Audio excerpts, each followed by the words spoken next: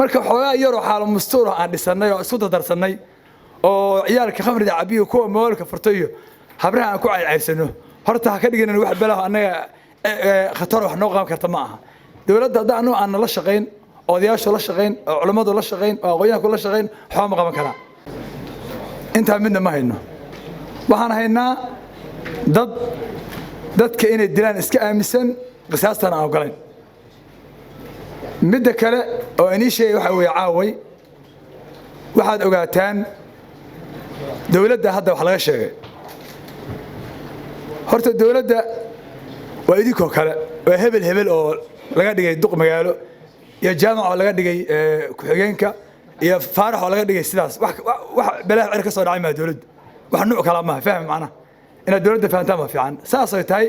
reer qasax reer qoraa ka dhashay ayaguna wax cir dhulka yimid ma aha dawladda idinka dabada haysta idinka dacwo halkan jooga baa dawladda dabada haysta tusaale qof baa la dilay qofka markii la dilo maarad dawladdu hadday xirto xabsiga dhigto waxa la oranayaa noo soo daaya ma yeelini liq war isu taagaya waxa taa ka daran askartu xor ma aha ninka askariga hadduu hadda nin wax dilay soo qabto isagaa la dilaya bari markuu isiraado towtaha iska bixiyo dhaaba carruurta soo fiiri baa la dilaya hadduu askarigu amni ahaan wuxuu dilana tiirkaa la geenaya marka xoogaa yar oo xaal mustuur aan dhisanay oo isku darsanay oo ciyaalka khamriga cabiyo kuwa moolka furtayo habraha aan ku caycaysano horta ha ka dhigan wax balaha anaga khatar wax noo qaban karta ma aha dawladda hadda aan la shaqeyn odayaashu la shaqeyn oo culimadu la shaqeyn oo aqoonyahanku la shaqeyn waxa ma qaban karaan waxay qaban karaan male marka meel wax laga qabto la garan mayo anu caaw marka hadalka aan rabay inaan dhaho caaw dhihi mayo sababta maxay tahay waxaan u dhahayn dee isbariyeelid iyo cambaarayn baan hadda meesha isugu nimid maahane caaw waxay ahayd laba qolo meesha inay joogaan runtaan u sheegi lahayn caaw nabadoonnada iyo dawladduna joogaan baa la rabay hadday nabadoonnada iyo dawladdu meesha joogi lahaayeen waxaa ku qasbi lahaa raggaa dhallinyarada howada ka baryi lahaa oo isku qori lahaa hadal baan rabaa baa oran lahaa inta halkaas soo istaago hadda waa dhudhumanaya wax dan saas kama lahayn yarka ayadoo yidhi macalin xoogaa meesha ka dheh bafahant marka iska dhihitaan baan hadda u joognaa waxaan inka codsanayaa dhallinyaroy siba riggiinaas hawsha wada waxaad samaysaa nabadoonnada iyo dawladda noo ballamiya caqabad baa ka hor imaan doonta hadda waa idiin sheegaya caqabaddaas waxa weeye markii aad tirahdaan nabadoonnada oo dhan waa u baahanna meel isugu keentaan horta way siibsiibanayaan cudurdaar iyo dhabarka laga haya iyo tuula u socdaa bilaabanaysa ma imaanayaan laakiin ku qasba ku dadaala dawladdu waa imaanaysaa anaa huba dawladda waxa ugu ragga hadda meesha jooga duqa iyo gudoomiyaha gobolku rag akhyaaraho dhaga fudud weeye oo wax maqla dhab ahaantii oo dadka wax ka maqlo markii loo baahday yimaado weeye weli ma arag dad aad dhaga fudud weeye laakiin odayaashu ma yeelayaan habeenkii hadalka misaaskii xaaji cali biixi aan ka iri odayaal baa subaxii dacweeyey waxay dhaheen ninkaas wuxuuna yidhi odayaashaan kiis baa markaa taagnaa laba qolo baa kiisku taagnaa oo suuqay dhulalka isku laayay waa garanaysaa macnaha qolaa isoo wacdo xoogaa qoladii laga wadaa isoo wacdo macnaha geed waxay dhaheen wadaadku wuxuu yidhi laaya qoladii nabadoonnadooda hala laayo dacway ila soo istaageen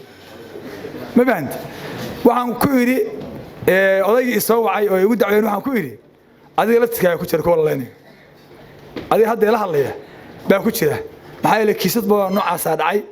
oo odayaashii laftirkooda ay akhribeen marka walaalayaalow wixii hadda aan oran lahaa macnaha waa laqay waa in la duubanahay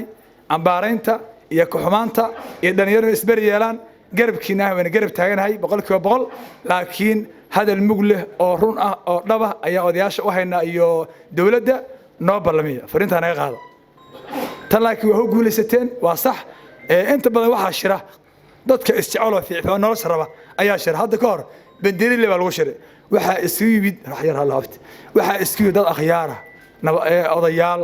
dhalinyaro aqoonyahan barofesoro culumo ganacsato ayaa isku yimid ما بنتي ضد غرغرة بمسيو كان إسكارجا سيف عم بالاشرة حدنا واحد تقلدوب أنتوا كلا سوتي إسلايان دد بالله أي صوب محيطها wax kala maaha dadkii baa waxay soo ogoleen in abtooyda meel la saaray soo ogoleen waxa buu dilayaa gadaal baa la maraya ku adkayn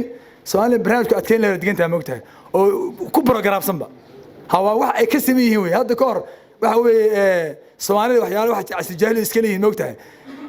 baa wuxuu yiri wiil dhalay oo si ugu soo qataarmay aan tukanayna kaaran ayuu wuxuu yiri tuko salaad kasta markaa tukatid